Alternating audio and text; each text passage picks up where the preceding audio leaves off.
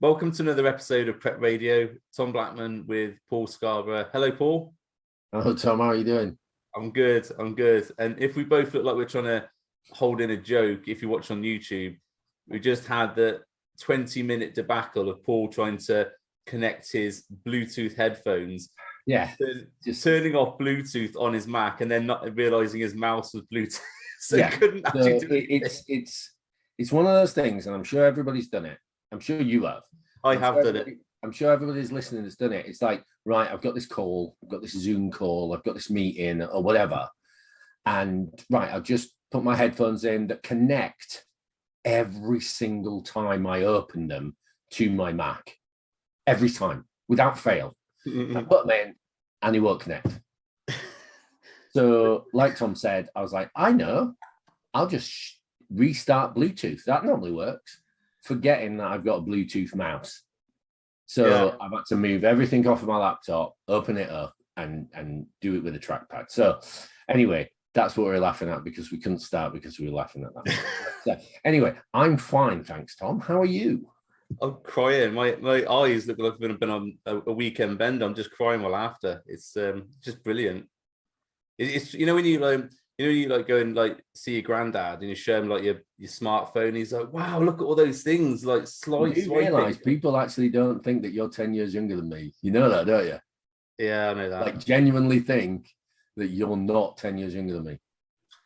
That's because I think owning a gym does age you significantly. If people see I have a little bit of grey at the side of my head, none on the top, well, a little bit at the front. Just take your cap off, Tom. No, I super glued it on earlier. It's I have significant grey hairs. Anyway, how has it been? It's been about 2 weeks, I think, since the last podcast.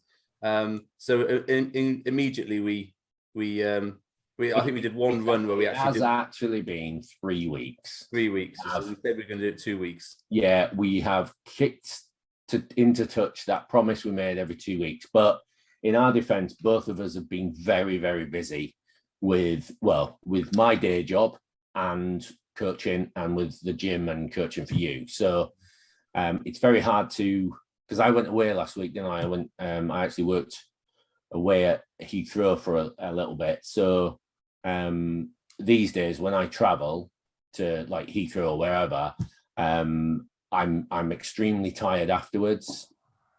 So I do think, I actually believe that we saw each other, obviously, on that day. We got some food with Jacob.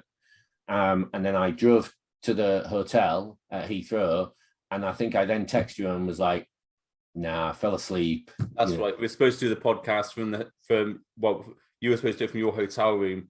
And and we didn't do it. And I think actually as well, I was ill. Because I think Sam had this horrible, not COVID, but something else, and I was ill as well, so we missed it. So apologies, but I'm sure no one was waiting by their phone or podcast listening device. Well, I do know for a fact there's at least a handful of people that rely on the podcast for cardio and things like that. So so we apologize to you. So we apologize to you. They're going to stay fat then. Yeah. Yeah, if we booked our ideas up, you'd be lean now. But because but one cardio session a month, that is. So what have you been up to, Tom? So in the last podcast, we talked about the impact of the cost of living, and I said in that podcast that on the face of it, I had no plans to do a price rise at the gym.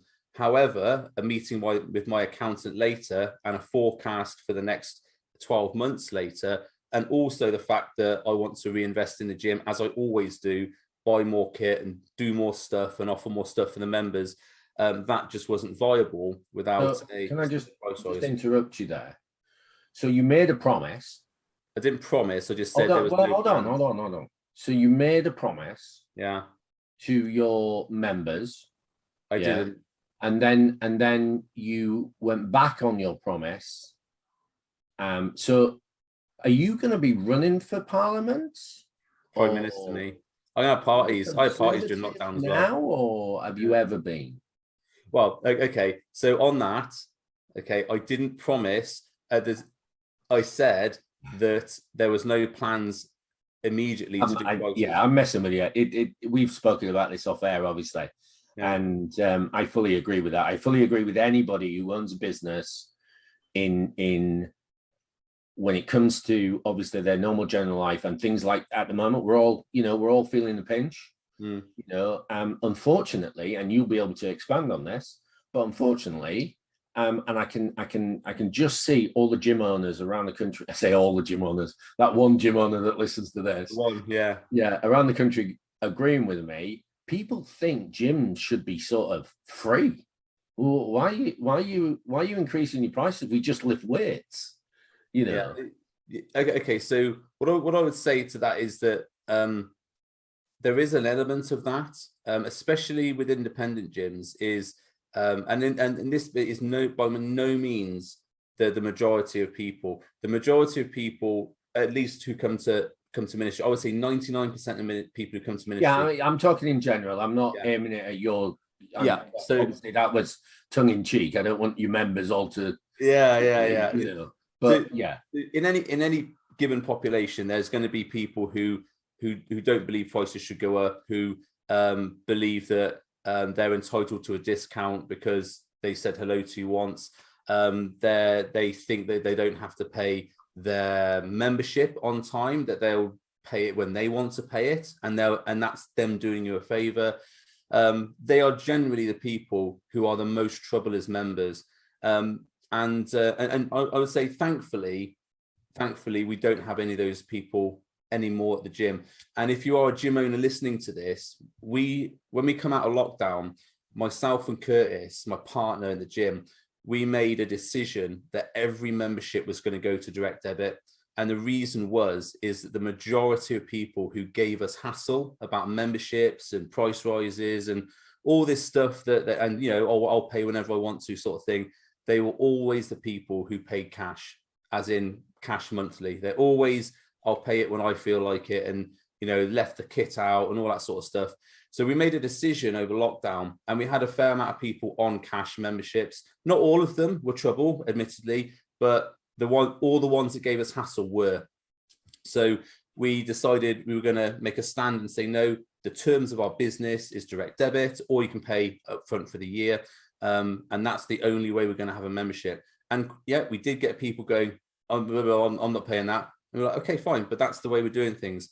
And now we have zero issues. So if you are a gym owner listening to this and you run a bodybuilding type independent gym, I thought there was going to be issues, as in major issues, with people not wanting to go to direct debit. But when you think it through logically, that everybody has a direct debit for most things now. Your rent is direct debit, or your mortgage if you have a mortgage. Your phone bill is direct debit, unless you have a burner. You pay your Sky, your council tax, all that stuff now is all direct debit. Some businesses, you can't even get their product unless it's direct debit. They won't allow you to pay cash up front or whatever. So most people now, and because we've had people in the past saying, I don't have a bank account, which is there's people go bankrupt, etc.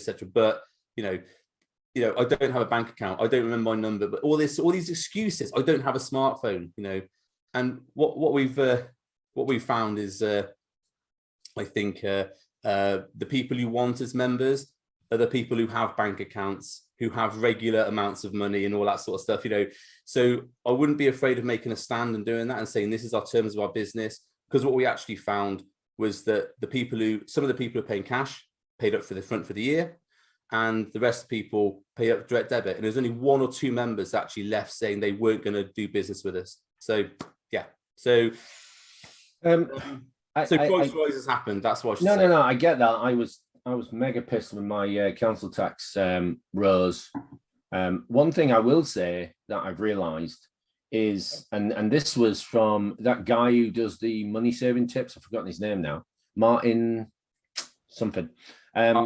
Martin Lewis, is it? Martin Lewis. I'm with Shell because my original one went bust. I'm with Shell, and they tried to change my direct debit from £130 to £350 a month. Wow. Yeah. And then I realized, hold on, the prices have only gone up by 54%. Only? Yeah, I know that that's a massive jump, but what I'm saying is 130 increased by 54% would be a direct debit of around £210-ish. Yeah, not 350. And then I saw on a program the other day, like a factual program sort of thing. A factual program. Yeah, I mean, not the news. And and they were saying that the energy companies are doing that, so they've got the money aside for when it increases in October, so they can pay this increasing cost of energy to cover them until October. Do you see what I mean? So now there's a cap.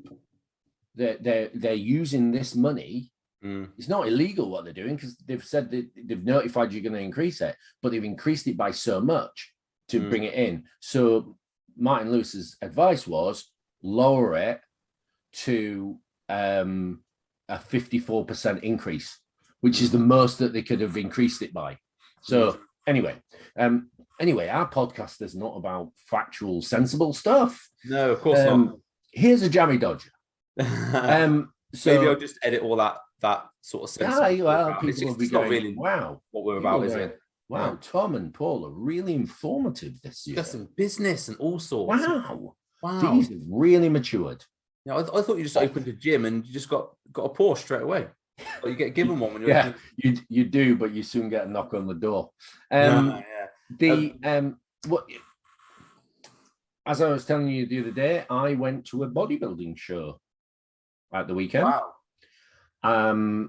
Which is unusual for me. Obviously, I judged with FitX last year, so I went to a couple.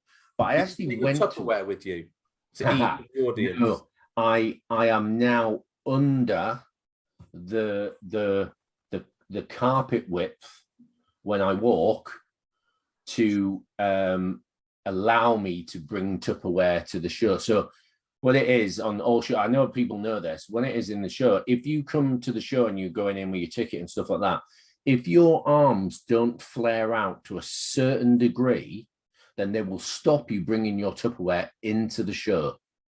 Oh, really? Because you are not buff enough to eat food out of a Tupperware dish. Do you know what always used to make me laugh is that when you go to bodybuilding shows, or when me and you used to compete and everything else, and we used to go to bodybuilding shows, and the amount of people sat in the audience eating their Tupperware stuff, like their chicken and rice, and you just look at me and you think, mate, you probably need to put that down and go to the gym, because there's just no clue that they are in any way a bodybuilder, but they're sat here eating the chicken and rice and just it's sort of like just get some donuts. I remember my major memories, and the people who were around back then will know what I mean. Unfortunately, anybody under the age of probably 30 won't know what I mean. The old EFBB days, UKBFF days, like 2007, 2006, 2008, that sort of period, their Nottingham finals was an event. This was like before Body Power, and it was sort of, that was an event. Everybody who was anybody in bodybuilding in the UK went to that event. Didn't matter who you competed with, who you were sponsored by, or anything like that, you went to that event. And when you stood on stage, there was the way that the seats were, it's just vast, wasn't it? And I remember sitting there numerous times, and at the time I'd done it once or twice, not all the time, but seeing people with Tupperware and eating and stuff like that. And then the actually irony of it all, and I've done this, so I can slag you all off, so fuck off. The irony of it all, they're all like that, with Tupperware and they're like this and drinking water, and it's all weighed out and and all this stuff. And then after the show, they all go to Frankie or Benny's, smash a load of beer, and eat like massive pizzas and donuts and stuff like that, and all on Instagram or on social. And I'm like, why did you measure out all your food? Why They're didn't you having their just? post-show rebound. Yeah, and yeah, but I'm They're like, competed. yeah, you're in the audience. It doesn't work that way. But you know, it was more evident at things like that and body power. The amount of people when I used to be on the store with Samson and stuff like that, the amount of people would walk around there with, the old 6-pack bags. Yeah. I still got a 6-pack bag. Well, I don't now. I actually got rid of mine. I had a backpack one that you could put your laptop and everything in. That's what I got. The red one. I sold that. I gave it away actually after I was ill. I gave it away before that. And Dougie Black, rest in peace, gave me one of his sort of 6-pack alternative bag things. And I used to use it all the way up until when I was ill, and I'm looking at mine here. It's the same one I used to have when I was competing. Wow. I think it's even in Prep the Series. So, oh, really? Yeah, because they're such good value for money. I think they're about 80 quid or something to buy. I think really, the one. But I've got the one which is the backpack, which has got the 6 meals, laptop thing at the back. I think I had mine with Prep the Series, and I think it's in there as well. Yeah. Because like you said, it was everything. I've still got it here, and okay, because I work from home a lot now. Most of my meals are kept in the fridge, and I eat at home. But if I go to the gym, this is the stupid thing. If I go to the gym, I put it in a carry bag, even though I've got a 6-pack bag sat right here. And I don't know why I do that, because but you do that because the ratio of the 6-pack bag to the size of you now is more favorable to the 6-pack bag. I can get in it. Yeah. Just put the arms out the side. Just waddle. But anyway, I went to the PCA Southwest. And I was very lucky to be invited by a very good friend of mine, Jules from Birmingham. Anybody who knows Jules will know Jules. And PCA in the Corn Exchange where they used to have the Neville. Yes. And the difference is, I can't remember if this happened when we competed last in 2015, but they've got now sort of a portable stand, so they've got about maybe 5 or 6 rows of seating on the floor, and then they've got like a portable stand, and people they used to have that before, but it was against the wall. Right. Okay. And for some reason, I know they didn't used to have it when I used to compete earlier than that. It used to be flat. It was always there against the wall when you went in, but the reason why they didn't pull it out was that you couldn't get as many seats in there. And I think they wanted to sell as many seats as possible. Right. Okay. Yeah. So I went up. I saw my good friend Martin Winston. He had a couple of guys. His actual one of his competitors, Ryan. He took the heavyweight class, the big boys, and then he won the overall. Ryan's very good, I must admit. And there were some class physiques on there. There were some complete and utter dickheads, but there were really a bodybuilding show. There was some really class physiques. The woman that won I think she would have been trained. I'm not with the classes in PCA these days, but I think she would have been trained. She had an amazing physique, and the guy who won the physique was very good. I hope so if you won. Yeah. But overall, it was great. It was good to see people. And for me, it was more about seeing friends that I hadn't seen. Some of them I hadn't seen since 2018. I stood to the side on the wall, so, next to the wall. And I looked around, and I then realized that I didn't know anybody. Well, apart from like Martin and, Amanda and a few people, like anybody but the officials. So the old school now. Yeah. So the judges was Guy Chandler was judging, Warren was judging, Ryan was like emceeing and whatever, and judging, Jules, there was Dean White, and there was another guy, I forgot his name, but I do know him.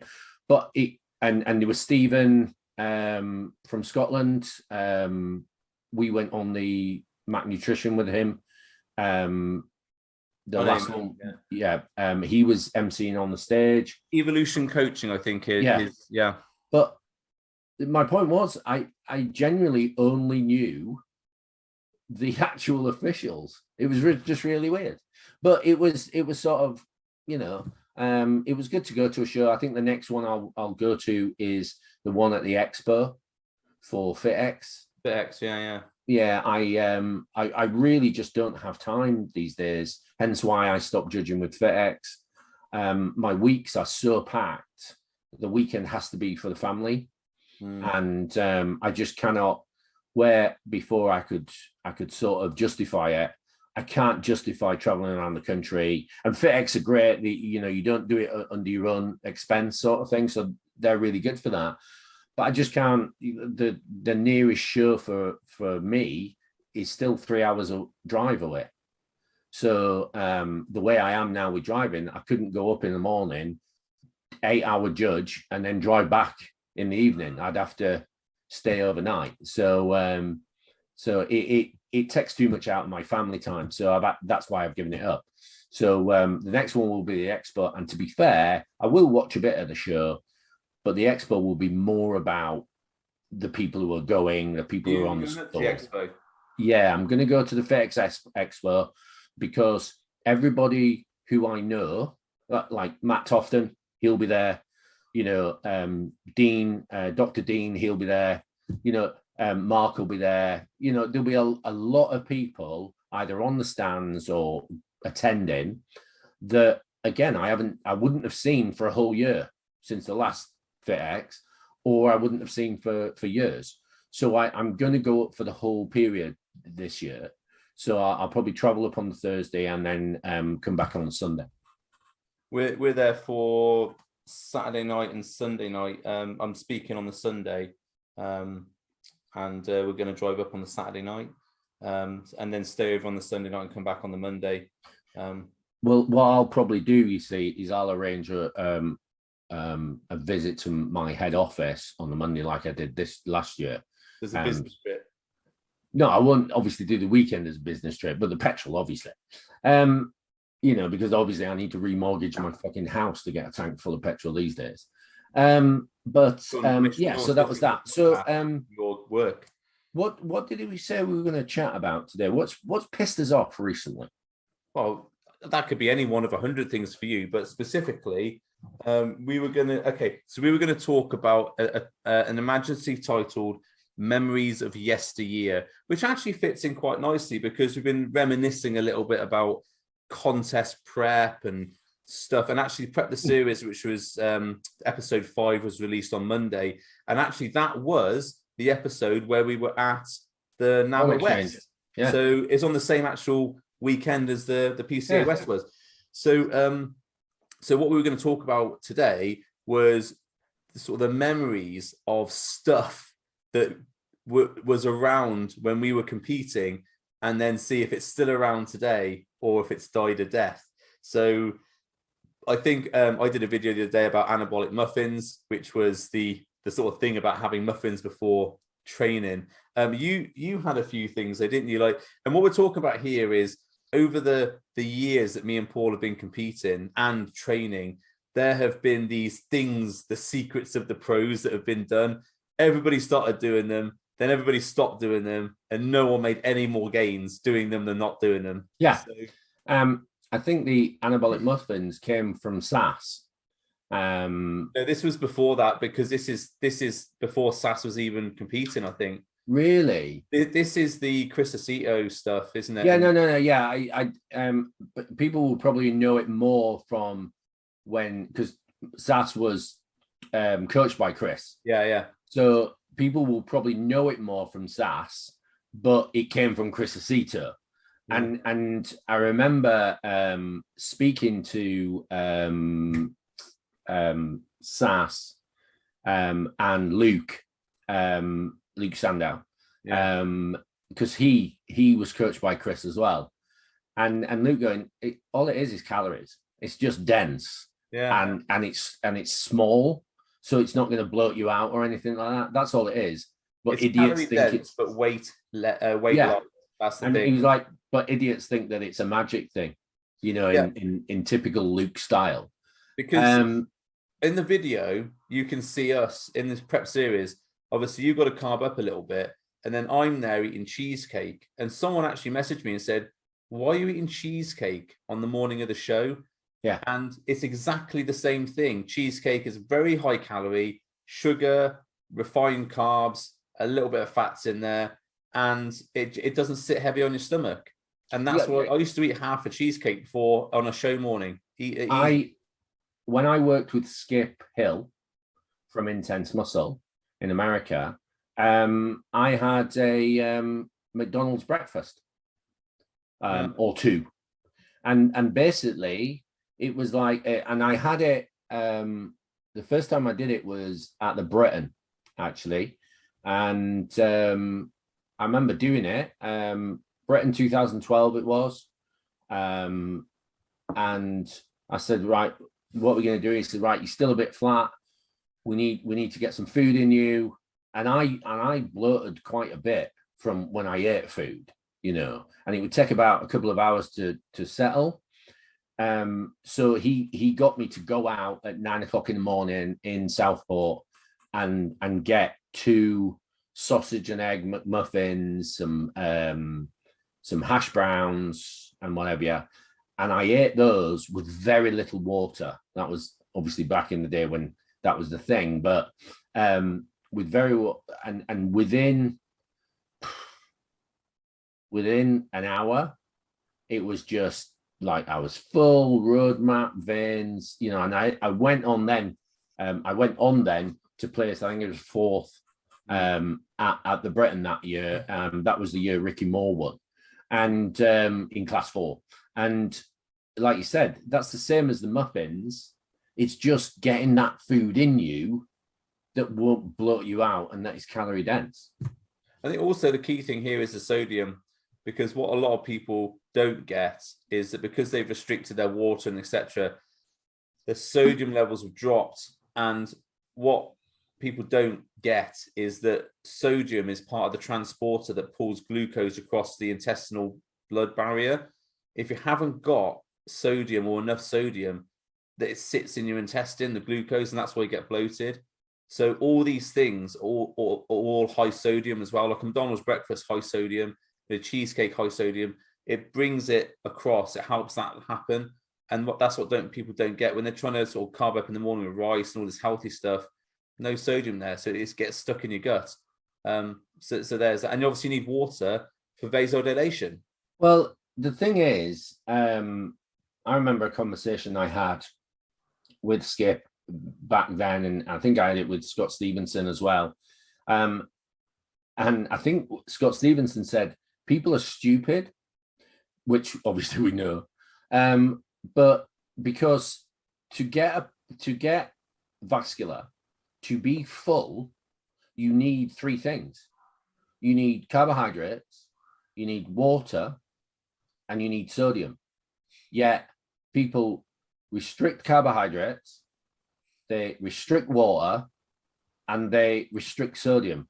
And then they just throw in a load of carbohydrates without the water and without the sodium. And then they're confused to why they're not full. Yeah. So let's reminisce about other things that are, because actually the anabolic muffin, cheesecake, McDonald's breakfast, that's actually scientifically has some backing, it works. But it had to be a muffin. That's the point we're getting at. It had to be a muffin because this. Another one, a good 10 years ago, was Flex Bowls, and it came in bowls. And it came in from the initial thing of if it fits your macros, and it was sort of like whatever calories you've got left at the end of the day, basically make this flexible. Is that where it came from? I just thought it was a load of wankers photographing their stuff in a bowl. A meal used to do it. I used to rip the hell out of him for that. Yeah, Emil used to do it because I remember him putting up going in my flex bowl tonight. And that's how it was. It was like at the end of the day, say you had 450 calories left. So you didn't want to lose those, obviously. But so you would get a bowl with like peanut butter and yogurt and berries and granola and stuff like that. And you would eat it because it's a flex bowl. So it's flexible eating. If you had enough calories for granola at the end of the day, you could probably have a turkey burger or ice cream or something like that. If you had enough calories for granola, you could have that.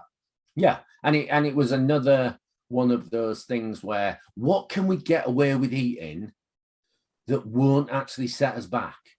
What thing that, because it was at a time where it was sort of like sort of when the period comes round about you get it, all these new training systems come out. This epic 500 rep thing, whatever, which is the same as the 400 rep thing, and the 300 rep thing is just something more unique to try and sell it. 500 reps. Yeah. And at the time it was who could come out with the weirdest thing to eat some calories like that you wouldn't normally be able to eat that food. But carb backloading. Remember carb backloading? Yeah. Fucking hell. Yeah. Carb backloading, actually, there were articles on that and stuff. And all it was just calorie cycling or carb cycling or whatever. It was just some weird fancy name. I remember I did it for a while, but I remember speaking to people and going, I'm carb backloading.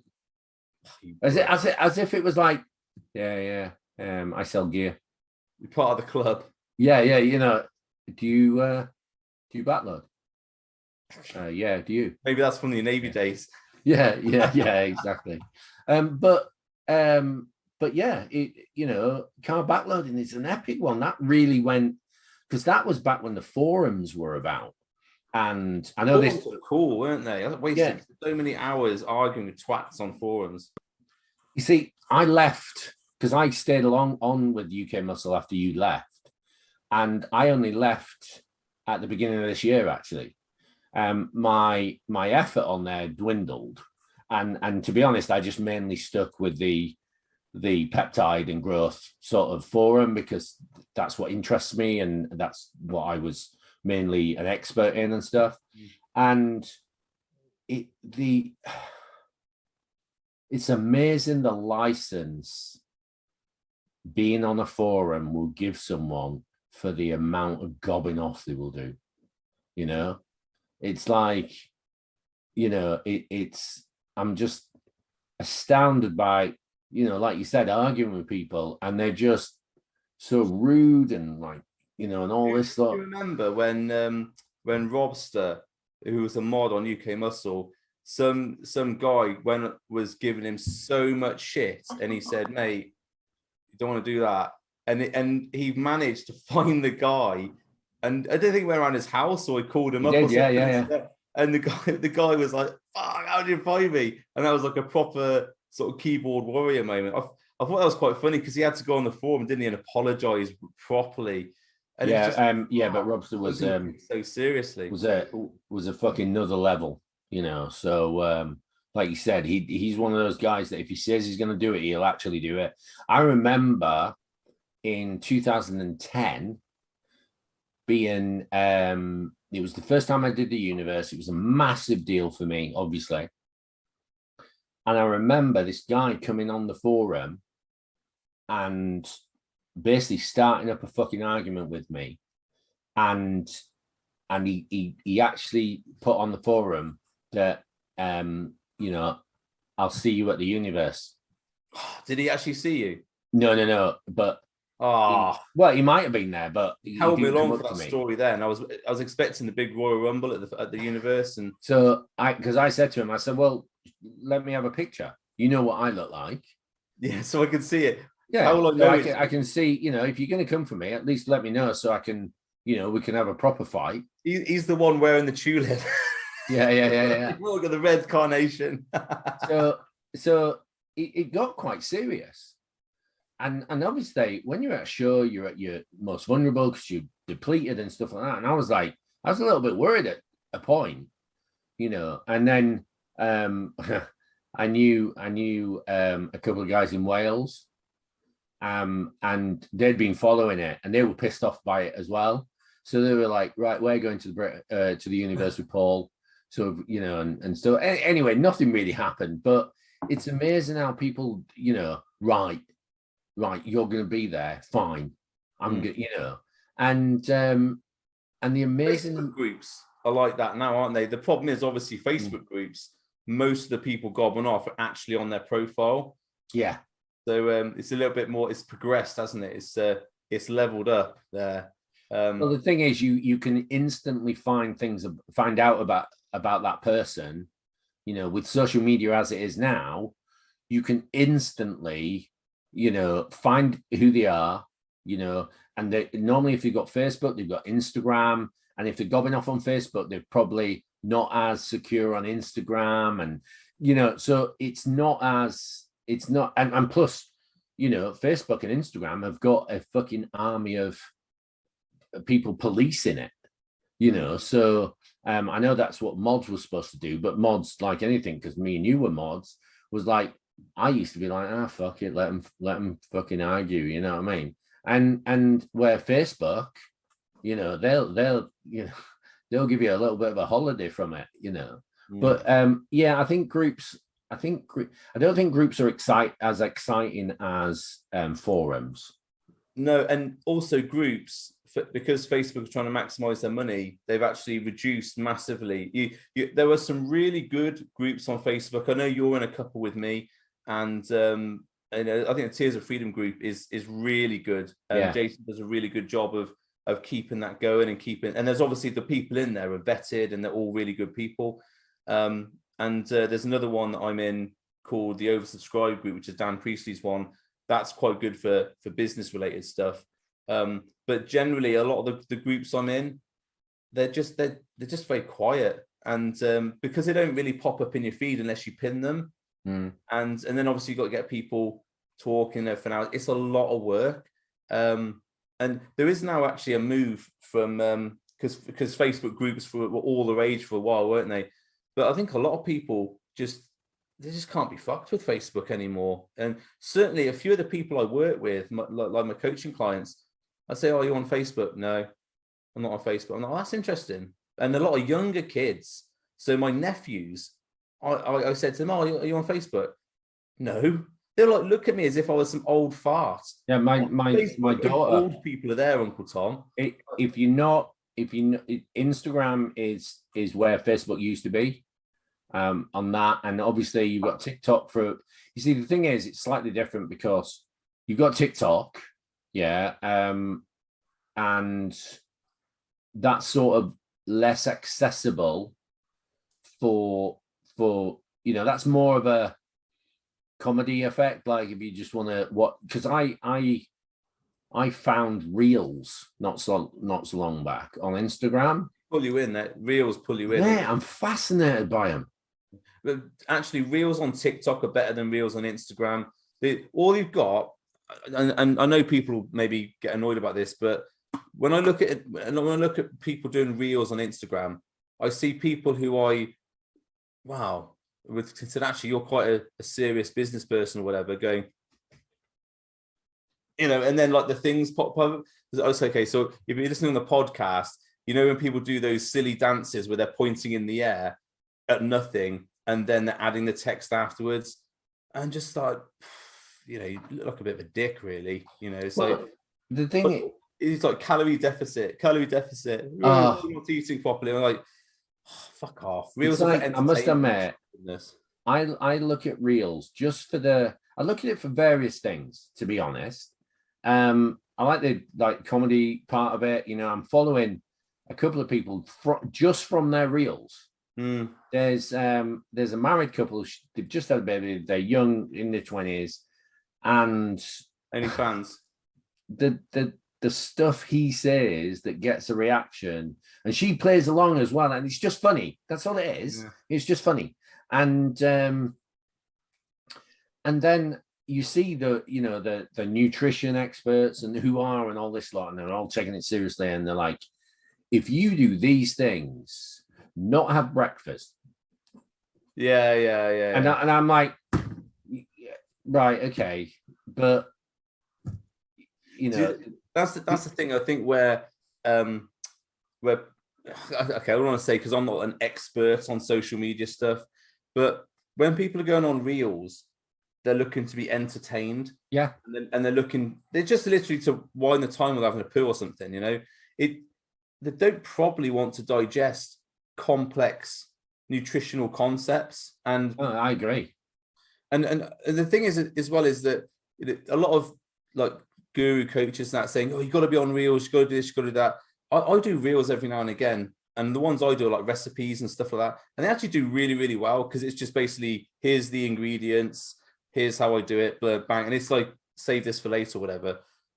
But I've seen, and I don't go on reels a lot because I think it's a waste of my time. But when the ones I have seen and the nutrition people I've seen, and it's all the same. It's like you said, pointing in the air, and you can eat what you want. I give you permission to eat, and fuck off, you twat. It's like, and so I get so annoyed. I don't actually watch a lot of reels on Facebook. There's only a few people I do watch. And my mate Dan, who's called Damn It Fitness on Instagram, he does some really good ones. But a lot of them, I'm like, I like your content, but your reels are shit. I'm not going to watch that. I don't watch reels on Facebook. I know that they're probably the same, but I watch them on Instagram. And it's like, I tend to do it, to be honest, I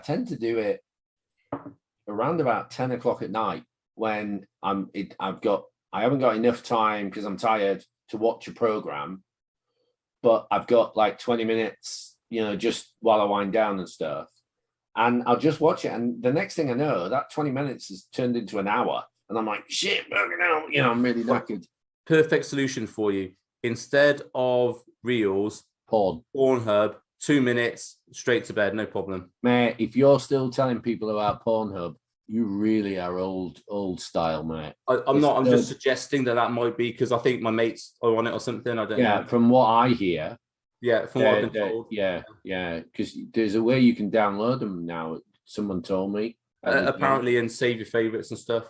Yeah. I'm like, wow, okay. Someone told me about that. I don't know what Pornhub is. I think it was when I got told about it when I went to church that time. Really? So we were talking about the flex balls and the. Yeah, I think we went a bit off tangent there, didn't we? Yeah, and carb backloading. Obviously, protein is a big one, which I know you hear. Which is essentially, for those who don't know, which, to be fair, how can you be a bodybuilder if you don't know this? But it's whey protein and oats. Add some water, and you have protein. Do you know what this is?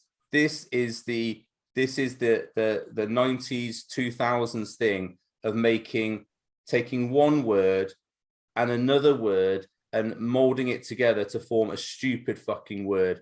And it was all, like when Ben Affleck and Jennifer Lopez were dating, and it was Benifer. Oh, fucking wanker. And then it was like protein oats. It's like, no, it's oats with whey in, or oats with soy in. If you're but the thing is, protein oats is not a problem. No, it's not. It's proper English language.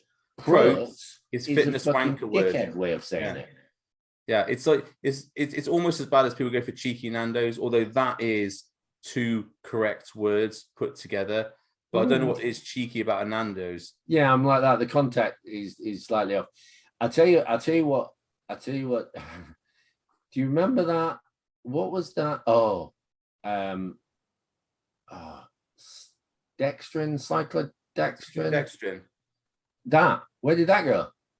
Oh, that's still around because I have it in my gym. And actually, cyclic dextrin is actually a very good carbohydrate because of the structure.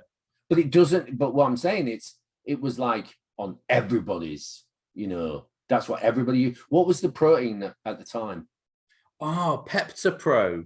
Casein. Was it casein? It was hydrolyzed casein. Super fast. Yeah. So whey protein this is that what you I never needed got. after training. Like casein was traditionally, this is a slow protein for slow breakdown. So now we're going to hydrolyze it and pre-digest it so it absorbs faster. So why don't you just have whey then? Because we're looking for 22 amino acids. What's so much better about casein than whey? Actually, nothing. And it tasted like shit. Yeah, and people go, "Oh, I love my Pepsi." You know, trying to the thing read is, on it their was like, adverts. for anybody that's under the age of 30 that listens to this by mistake, it's You're searching for an actual bodybuilding podcast, and this is what turned up. Yeah, genuinely, I used to, and the thing is, and we've said it before, we don't slate this stuff because we did it. Yeah, I had it in my gym and We did everything. it. I you know, all these things and all the myths that we talk about now, we did.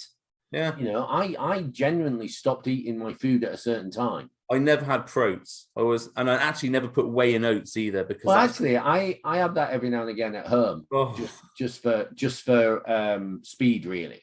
But speed eating. Yeah, but you blend it. It's like something. Oh yeah, they're just slagging. No, we did this. You know, we did this. You know, and I would have the Pepto Pro for after training, and I literally would be like glugging it down within seconds of leaving the gym. Didn't you have yours intra-workout though? It was all that was the whole thing. Sorry, intra-workout with cyclodextrin, and you weigh it out, and it was super. You would sip it through, and this and that, and it was supposed to make you massive, and you gained nothing. I think I had some massive shits, but I didn't have anything else. But it's like that all came about from John Meadows and that sort of side of things. For him, it was relevant because he had half an intestine. Yeah. So it was relevant for him, but not for anybody with a full intestine because you have the digestive ability to process the food. But the thing is, it's sort of like, look at it now, it's sort of like people like, so what's the evidence show? Well, the evidence shows there isn't a window. No advantage. Yeah, there is no anabolic window. There is no anabolic window. And they're like, well, you know, the first 2 hours, there is none. It literally is for days that you would benefit. Obviously, it does lower the further out from the training you know get that nutrition. However, there is certainly, you know, when I was coming up through bodybuilding, it was like 45 minutes. If you hadn't eaten some protein and carbs and no fat, couldn't have fat at all. Slow the digestion. Yeah, slows the digestion.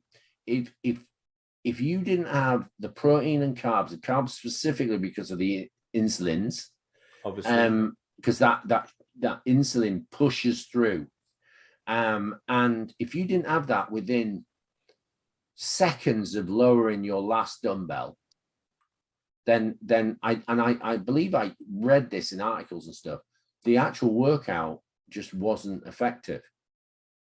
You know, and I remember people saying it's as if you didn't work out. You know, the whole thing about this, because there's a few like myths and stuff there. First of all, a little while ago, when I was trying to remember Pepto Pro and everything else, I remember I asked in our little group, I said, Mark, what's that thing that we all used to have? Because I wanted to do some research. I was writing an article on like all these things that we used to do. And I tried to find some actual verified research from reputable journals about Pepto Pro or hydrolyzed casein. There was nothing really of note to show that it was, well, there was nothing really of note. There was definitely nothing that said it was better than whey. Yeah. Nothing at all. Whey isolate would still be massively better for you than casein isolate or casein hydrolase or whatever. It was literally a way of marketing something for people to have. There's no and obviously the cyclic dextrin, I do have that in my gym, that the structure of it allows faster absorption. Didn't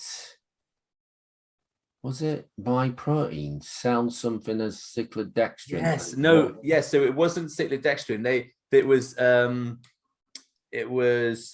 beta dextrin or something like that. It was So there's two types. So there's cyclic dextrin and there's and there's something else. I can't remember, it's a beta glucan or something like that. Yeah. I can't remember what the name was, but anyway, they're very similar in structure, but the one was used in dog biscuits, and then cyclic dextrin was the actual proper thing you're supposed to use. Yeah, and they had a massive job lot of this dog biscuit carb, and they were selling to people, and they were fucking shitting themselves in the gym. It was awesome. Well, not awesome if you're doing it, but very funny to watch. Yeah. I remember that. And obviously the one above all else that it still happens is eating cereal after a workout. Now that has actual application. That's like the anabolic muffin thing. It has application, but I'm saying it was like, how many threads on the forums did you get involved with where the argument was what the best cereal was? But I remember someone telling me that the best cereal had less than 3 grams of fat per 100 grams. Rice Krispies. Yeah, and I'm like, right, because I remember that's how I got hooked. That's how I got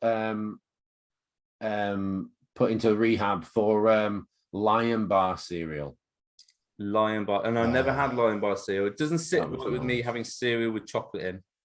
That was nice. And yeah, that was nice. But that still happens. I've got a client actually that I didn't put it in his plan, obviously, but he said to me, "Can I have cereal?" I was like, "Oh, the other thing. Remember waxy maize starch and vitamin? Oh, yeah. Remember that? And there was endless arguments that I'm just going to have some corn flour from the shop and put that in my shakes rather than waxy maize starch, because structurally, chemically, they were both very similar or exactly similar, I think. And because waxy maize starch, because corn is maize, so it was exactly the same thing. And then people saying it was the same thing as Vitago, which is actually not the same, because Vitago is pre-digested barley starch. So remember all these weird carbs that people were having, and then cyclic dextrin come out in the dog biscuit thing with my protein and because I remember the waxy maize, because a load of products came out and they weren't cheap and whatever, and then all of a sudden it came out that there's no point, just have corn flour. And then bodybuilders were going to the supermarket and getting like bags of corn flour, and and it was like, yeah, I got mine, and it was, it's like coconut oil. When coconut oil came out, and that's been exposed now for really not giving you any advantage. No, it's the only advantage of cauliflower oil is oleic acid, which is potential anti-cancer. Cauliflower oil? Yeah, that's the next one. No, right. Coconut oil. We'll talk about that next one. Yeah, coconut oil has oleic acid in, which potentially has anti-cancer properties, but it's not that much. Yeah, but I think when it came out, it was like, right, it has to be extra virgin. And then it came out that there was no process to make it extra virgin. You couldn't have extra virgin coconut oil. Yeah, and then it was, you can't have, it's got to be this. It can't be this one, the cheap one that like Indian restaurants use and stuff like that, because that's processed. And then it came out that actually it isn't. It's the same. But this is sold at £20 a little tub in a herb shop for, and this is sold at like £5 for 5 gallons, and obviously the inevitable came then from Bulletproof Coffee. Bulletproof Coffee was actually butter in coffee. Yes, it was. And then but it did move to coconut oil. Yeah. And because they were like, oh yeah, no, Bulletproof Coffee, no, that's not, no, that doesn't work. But if you put coconut oil in, it does. Because it's like a fruit or something. Yeah. So you've got all those, and I'm sure there's people listening to this that will be going, oh yeah, I remember that, I remember this, I remember that. And the thing is, I think that's what's missing now. You don't really have that. No, there's no bro stuff anymore, because everyone's got access to Google Scholar. There's no mystical stuff anymore. Although I think actually the only mystical things I'm seeing now are like keto salts and stuff like that, which is again another like, oh, okay, you want to be in ketosis? Drink some keto salts. that'll make you piss out BHB. And that'll show you in ketosis. But you just drank keto salts, which is then excreted out. So it's like, let's inject you with some HCG. So then you piss out HCG. So it shows you're pregnant, mister. It's like I've noticed on some of the groups that I'm in, this fascination with intermittent fasting. So this is interesting, and I don't think the people on the podcast have heard this, because you're now actually in this over 40s Facebook. If it was over 40s, you'd be in it. Over 50s then. It's called Over 50s Fitness Fanatics. All right. And I came across it totally by accident. You know, it's one of those Facebook like suggestions. You're old now, so you can get in here. What, next to the Viagra Club? Yeah. Mate. Did you ever take Viagra for pre-workout? No, I took Callus. That was all the rage. Okay, I'll be honest here. When I was about 25, I think I did use Viagra for a couple of pre-workouts and had the most awesome pumps, but then the most horrible headaches afterwards. Yeah, I did workouts. I tried Viagra once, just to see if it would work, sort of like for the pumps, and I had a headache after that, and I thought that's not worth it. Because you get the pumps and stuff for like a couple of hours, but really you're only pumping for 5 minutes. Yeah, and also Cialis, which is you're talking about, which is the longer acting one. That stuff's lethal, because I took that once and I sat on a bus about a day later and I was like, oh Jesus, I can't get off for another couple of stops, because it would just stayed in your system for so long, and any stimulus anywhere near that area was just like, right, we're now going pole vaulting. Do you know what used to do that? Melatonin.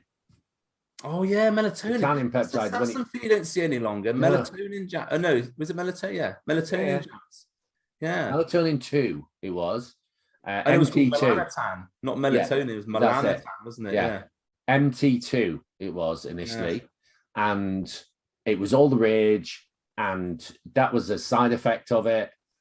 Obviously, the sickness was a side of it. Yeah, I once was staying. This is like because I count my time sort of thing. Although I competed for a lot of years, but I count my time from 2005 to 2015. All right.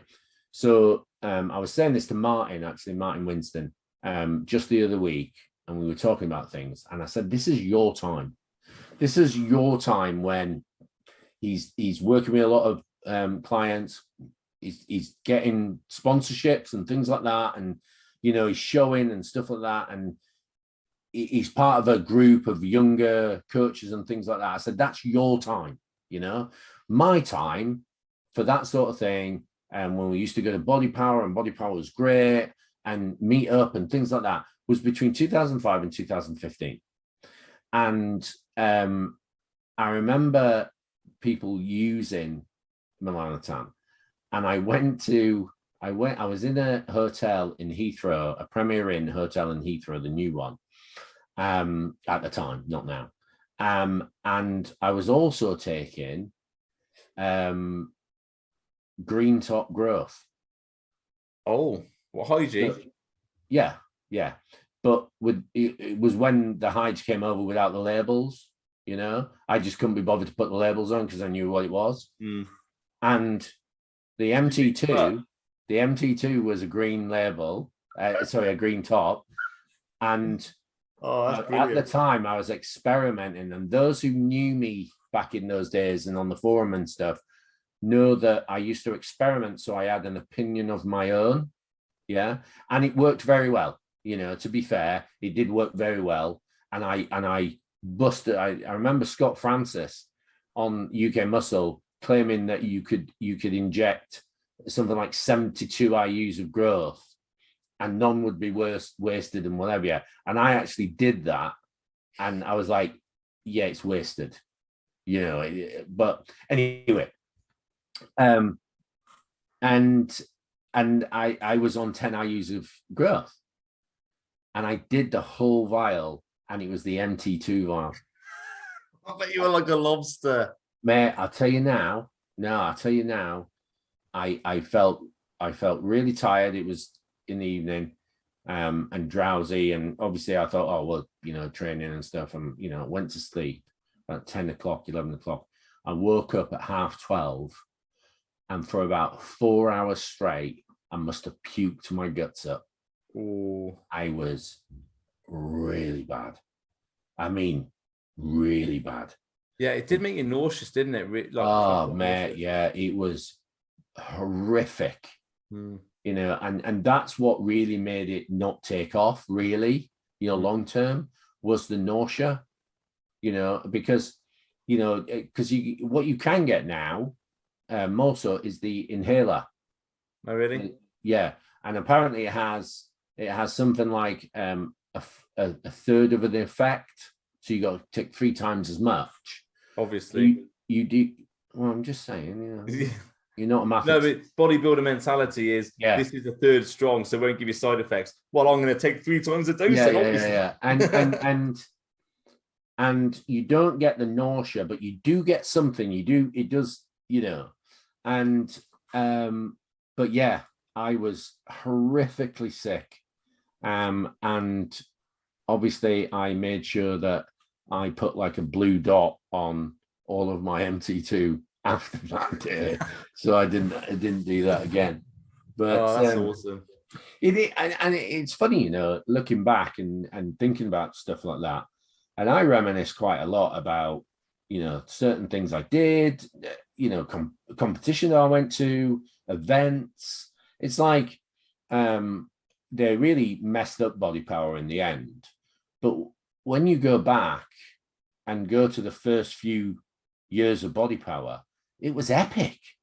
It was like, it was just, I remember in 2015 going to Body Power, and that was the year we competed, wasn't it? It was, yeah. And being looked at by Phil Lerney and Ben Pack. Yeah. Because he was there with Phil, and Phil asked him if he will have a look. And I went upstairs in the female only sort of gym in Warren Dyson's place, in Emporium, and posed for Benpak. I think that was like 4 weeks out from our British, and it was just things like that. When you went to an Emporium, it was like everybody was there. And I remember loads of times going there, not just on Body Power, but loads of times just rocking up when I was traveling around, going there and just having a chat with a few people in the reception area at the tables. And then there were one time I was there with Aaron Hudson and a couple of others.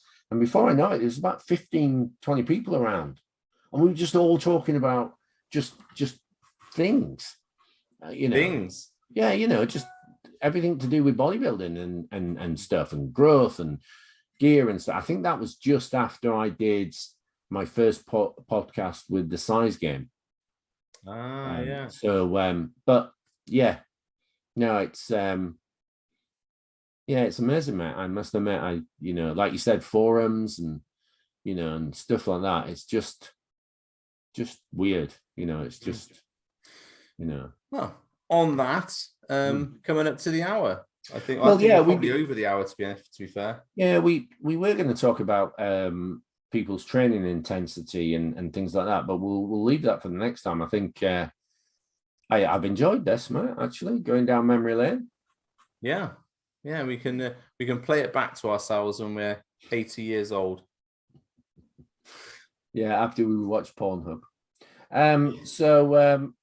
Well, yeah, that's it then. So, shall we? I think we just got to, have a word from our sponsors. Hold on. Okay, thanks for that. Excellent. Okay, Paul, your social media contacts. Team P-Scab on Instagram and Facebook. On Twitter, it's P-Scab 101. I'm not on there that much, but I have started to jump on there. The website is teampeacecarb.co.uk, and I have a link tree link on my Instagram. And if you go on there, there is a calorie brochure sort of thing, information guide that you can get free. And also, if you want to speak to me about any of the services I do for Team Peace Carb coaching, there's a contact me and a way to book a call and things like that. So that's how you do it. So do it. Okay. Mine Instagram, Tom Blackman _nutrition. What is it? YouTube, whatever. My memory's better than yours. YouTube is Tom Blackman. Website bknutrition.com. And I also have numerous helpful tools that you can download direct from either Instagram or my website that he has ripped off from me. So also on the advice of some 40-year-old midget, I have restarted my YouTube account. So my YouTube account is Peace Carb, surprisingly. And have you got 100 subscribers yet? Pardon? Have you got 100 subscribers yet? Don't think so, mate. You okay? So anyone listening to this, you go and subscribe to Paul's YouTube, because once he gets 100 subscribers, he can rename the link. Because at the moment, your link is going to be some like 20 long letters. But if you get 100 subscribers, you can change the link to YouTube/C/Peace Carb. Wow. Okay. Well, anybody who listens to the podcast, do that. That's at least 10 listeners then. Yeah. 10 Go and search for me. I'm sure it's Peace Carb, but it might be Paul Scarborough. But it will be Peace Carb. But I've just decided to reactivate it after this thing that we're doing with Prep the Series. So also remember that episode 5 was released Monday on the 25th, because this will go out probably at the weekend, Tom. We're filming this on a Wednesday, so it should be out by the weekend, yeah. So it should be out by the beginning of May. So on the 25th of April, episode 5, which is a very good episode. And we got a lot of comments about that episode due to certain things in it. So watch it and you'll see what I mean. So remember to subscribe to either mine or Tom's YouTube, because we both have it released at 8 o'clock on every other Monday. And then it will be on our channels for free forever. But yeah, I'm going to start re-putting things in and doing more YouTube because you told me to. Yes. So, okay, cool. Right, brilliant. Right, thanks for listening. If you actually made it this far, well done to you. Just wasted an hour and a half of your time. And hope you enjoyed your cardio while listening. Yes. I'll see you next time. Take care, Tom. Bye now. Bye. Bye, everybody.